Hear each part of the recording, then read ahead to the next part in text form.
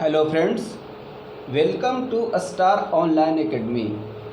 यह वीडियो आगामी विभिन्न परीक्षाओं जैसे यूपीएससी, पीसीएस, नेट, जेआरएफ के प्रारंभिक परीक्षाओं को ध्यान में रखकर बनाया गया है, जिसमें समान अध्ययन के अलग अलग खंडों का मॉडल प्रश्न तैयार किया गया है।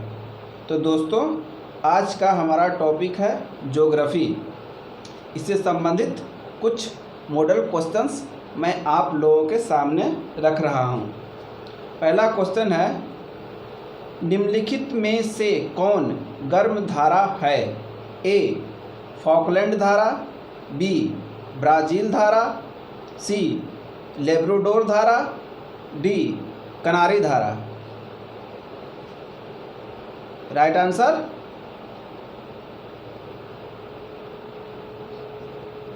बी ब्राज़ील धारा। आइए इसकी व्याख्या देखते हैं।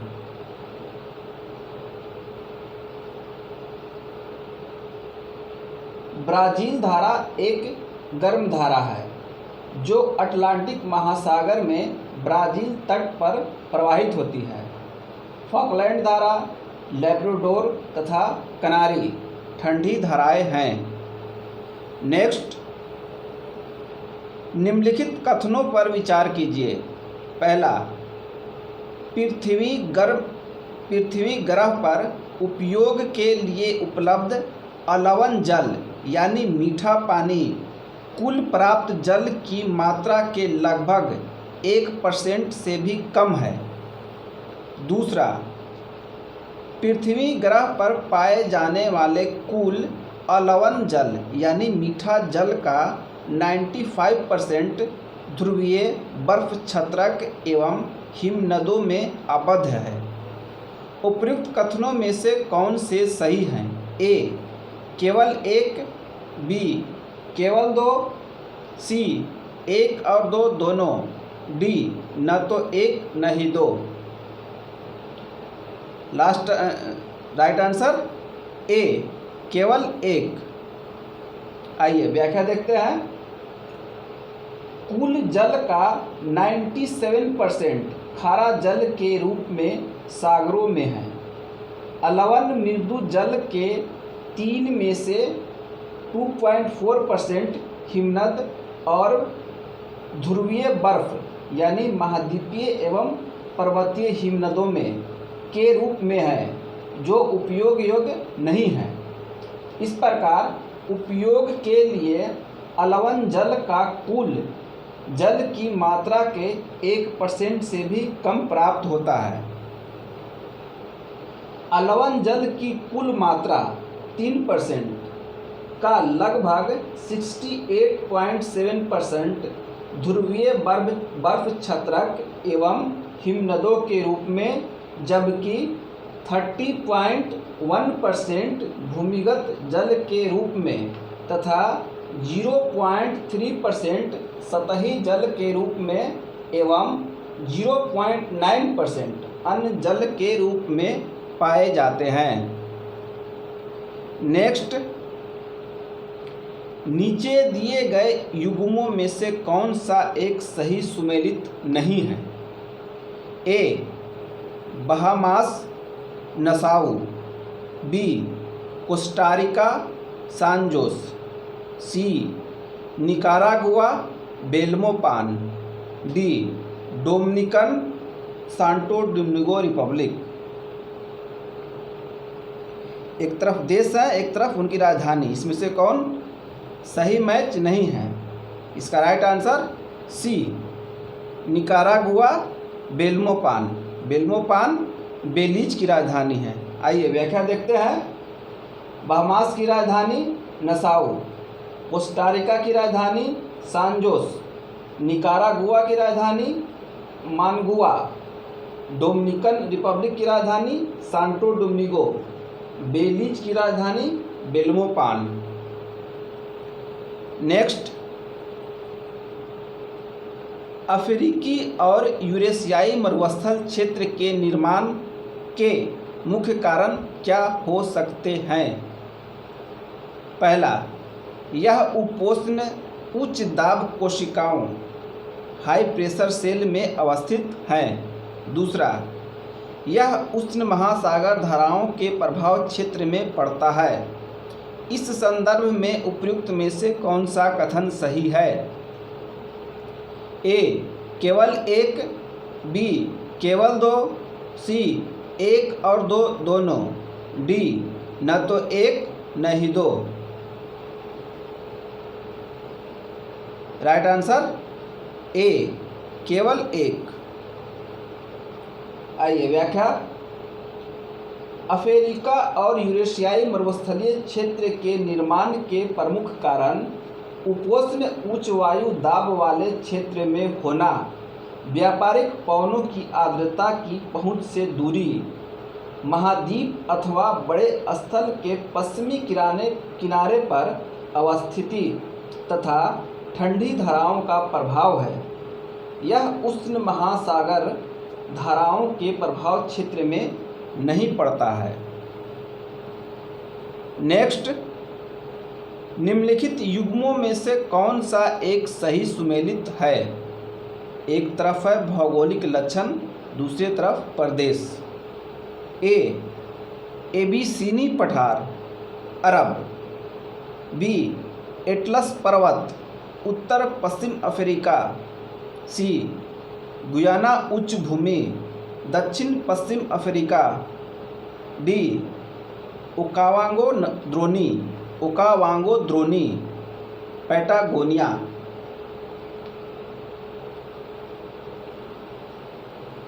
राइट आंसर बी एटलस पर्वत उत्तर पश्चिम अफ्रीका। आइए व्याख्या देखते हैं। एटलस पर्वत उत्तर पश्चिम अफ्रीका, एबीसीनिया पूर्वी अफ्रीका, गुयाना उच्च भूमि उत्तरी दक्षिण अमेरिका, ओकावांगो द्रोणी दक्षिण पश्चिम अफ्रीका। नेक्स्ट, निम्नलिखित देशों पर विचार कीजिए। पहला ऑस्ट्रेलिया, दूसरा नामीबिया, तीसरा ब्राज़ील, चौथा चिली। उपर्युक्त में से किन किन से होकर मकर रेखा गुजरती है?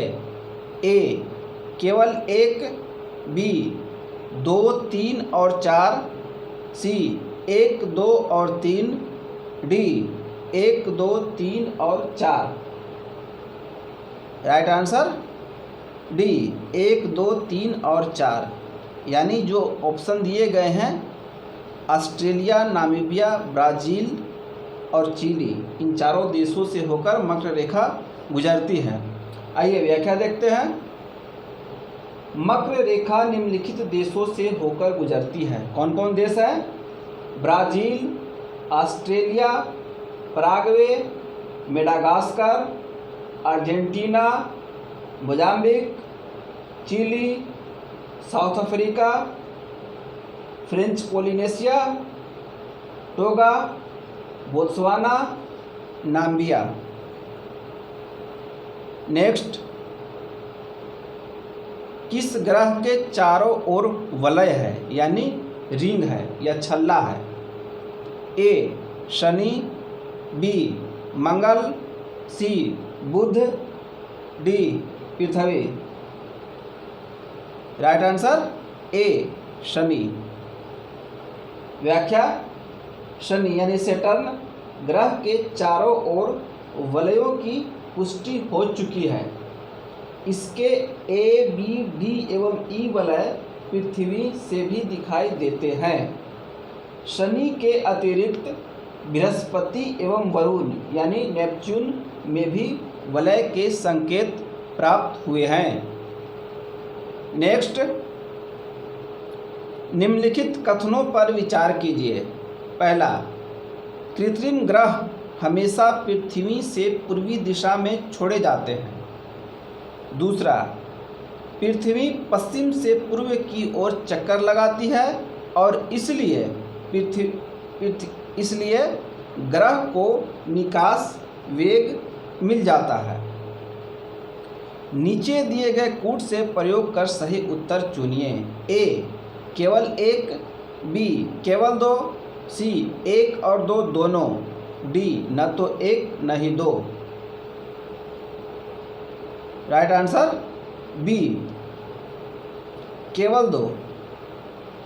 आइए व्याख्या देखते हैं।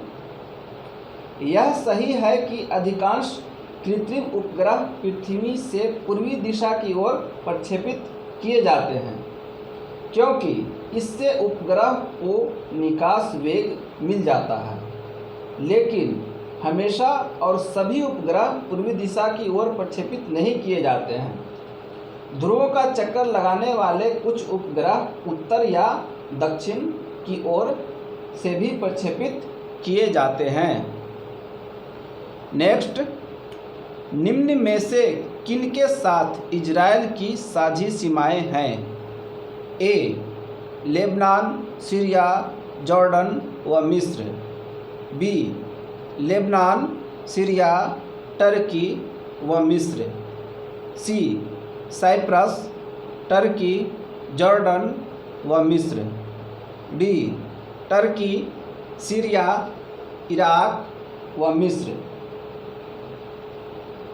राइट आंसर ए लेबनान, सीरिया, जॉर्डन व मिस्र। व्याख्या। इजराइल पश्चिमी एशिया का भूमध्य सागर तटीय देश है। इसकी पश्चिमी सीमा भूमध्य सागर, उत्तरी सीमा लेबनान, उत्तर पूर्वी सीमा सीरिया, पूर्वी सीमा जॉर्डन तथा पश्चिमी सीमा मिस्र से लगी हुई है। नेक्स्ट, ग्रेट आर्टिजन बेसिन किस देश में अवस्थित है? ए यूएसए में, बी ऑस्ट्रेलिया में, सी रूस में, डी ब्राज़ील में। राइट आंसर बी ऑस्ट्रेलिया में। आइए व्याख्या। ग्रेट आर्टिजन बेसिन ऑस्ट्रेलिया के शुष्क एवं अर्ध शुष्क क्षेत्र में ग्रेट डिवाइडिंग रेंज और मध्यवर्ती उच्च भूमि के मध्य विस्तृत विश्व की बृहत्तम भूमिगत जल बेसिनों में से एक है। नेक्स्ट, भारत में एक ऐसा स्थान जहां यदि आप समुद्र किनारे खड़े होकर समुद्र का अवलोकन करें तो आप पाएंगे कि दिन में 2 बार समुद्री जल तटीय रेखा से कुछ किलोमीटर पीछे की ओर चला जाता है और फिर तट पर वापस आ जाता है, और जब पीछे हटता है तब आप वास्तव में समुद्र तल पर चल सकते हैं।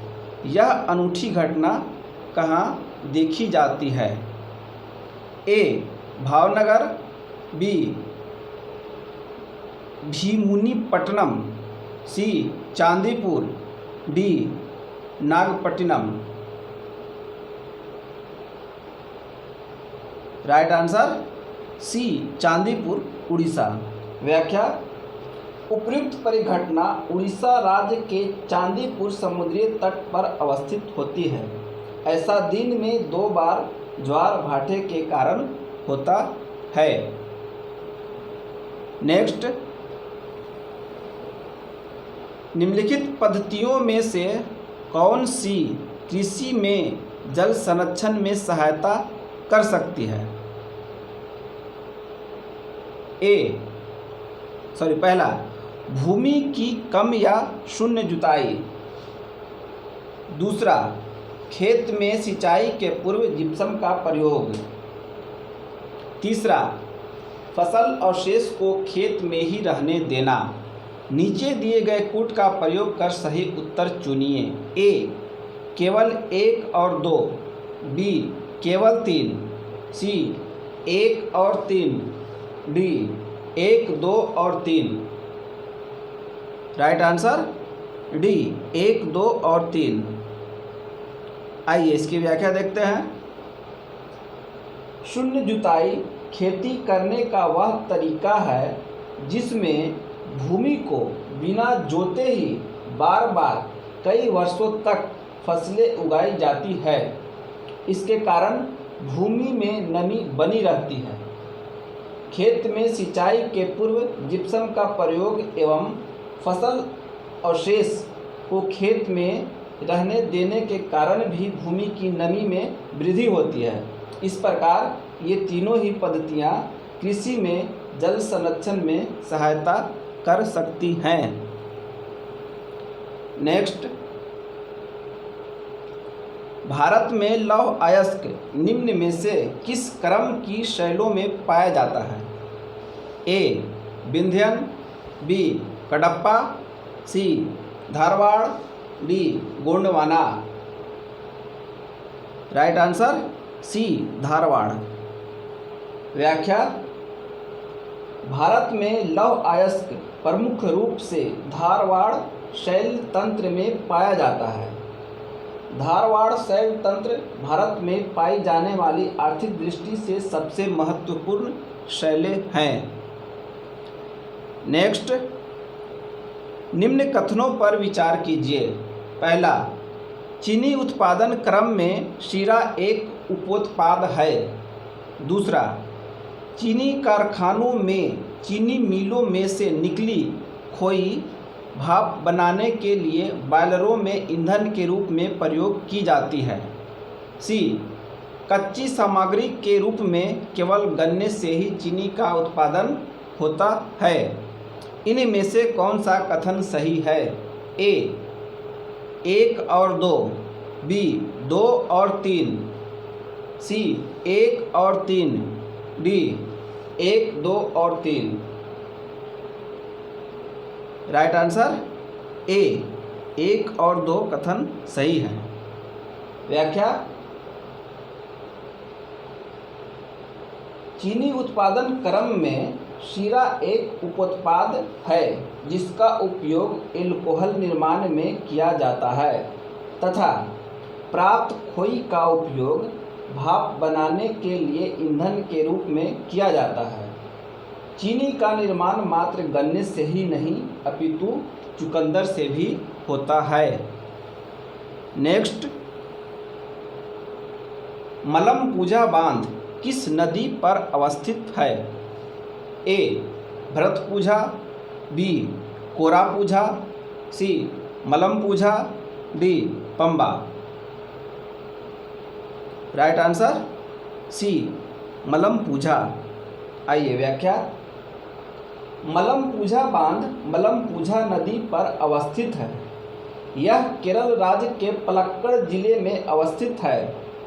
मलमपूजा सिंचाई परियोजना में केरल का पलक्कड़ एवं त्रिशूर जिला लाभान्वित होता है। नेक्स्ट, विश्व की सबसे पुरानी व विकसित नहर व्यवस्था भारत में कौन सी है? ए गंग नहर, बी सिकरी नहर, सी इंदिरा गांधी नहर, डी कृष्णा गोदावरी नहर। राइट आंसर ए गंग नहर। आइए व्याख्या, विश्व की सबसे पुरानी एवं विकसित नहर व्यवस्थाओं में से एक गंग नहर है।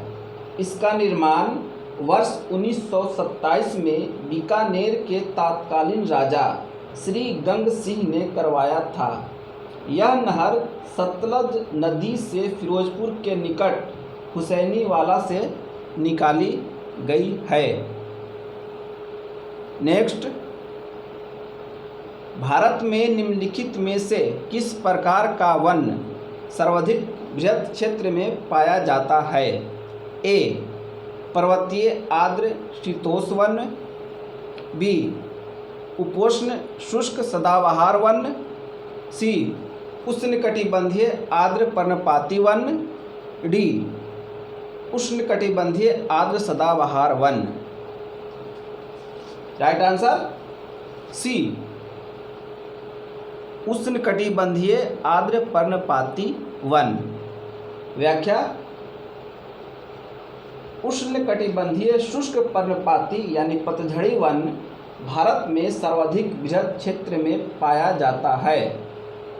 उष्णकटिबंधीय आर्द्र पर्णपाती वन दूसरा सर्वाधिक विस्तार वाला वन है। सागौन तथा साल उष्णकटिबंधीय पर्णपाती शुष्क एवं आर्द्र दोनों वन में महत्वपूर्ण उत्पाद है। नेक्स्ट, भारत में निम्नलिखित में से किस क्षेत्र में शीतकाल में वर्षा होती है? ए उत्तर पश्चिम, बी दक्षिण पश्चिम, सी उत्तर पूर्व, डी दक्षिण पूर्व। राइट आंसर ए उत्तर पश्चिम, नॉर्थ वेस्ट। व्याख्या, भारत में उत्तर पश्चिम क्षेत्र में पश्चिमी विक्षोभ के कारण शीतकाल में वर्षा होती है। इसके अतिरिक्त तमिलनाडु के तटीय क्षेत्र में उत्तर पूर्वी मानसून के कारण भी शीतकाल में वर्षा होती है। नेक्स्ट, निम्नलिखित में से कौन सा जलप्रपात नदी युग्म सुमेलित नहीं है? ए हुंड्रू जलप्रपात स्वर्णरेखा नदी, बी जोन्हा जलप्रपात राढ़ू नदी, सी दसोंग जलप्रपात कांची नदी, डी लोध जलप्रपात ब्राकर नदी। राइट आंसर डी लोध जलप्रपात ब्राकर नदी सही सुमेलित नहीं है। आइए व्याख्या, लोध जलप्रपात झारखंड के लातेहार जिले में बूढ़ा नदी पर स्थित है। इसे बूढ़ा घाघ जलप्रपात भी कहा जाता है। यह झारखंड का सबसे ऊंचा जलप्रपात है तथा भारत में 21वां सबसे ऊंचा जलप्रपात है। इसकी ऊंचाई 468 फीट है। अन्य सभी सही सुमेलित हैं। नेक्स्ट, पूर्वी धौली गंगा सहायक नदी है? ए अलकनंदा की, बी काली नदी की, सी गोमती नदी की, डी शारदा नदी की। राइट आंसर बी काली नदी की। व्याख्या, पूर्वी धौली गंगा नदी काली नदी की सहायक नदी है। काली नदी लिपुलेख दर्रे के पास काला पानी से निकलती है। इसकी मुख्य सहायक नदियों में गोरी, पुथु जंगती, सरजू, लुहावती, लधिया आदि प्रमुख हैं। तो दोस्तों, आज का ये वीडियो आप लोगों को कैसा लगा कमेंट बॉक्स में जाकर हमें बताएं और अपने दोस्तों के बीच भी शेयर करें। आगामी आने वाले वीडियो के लिए सब्सक्राइब अवश्य करें। अन्य किसी तरह की सहायता के लिए आप हमें व्हाट्सएप कर सकते हैं। नंबर है 9873727085। Thank you.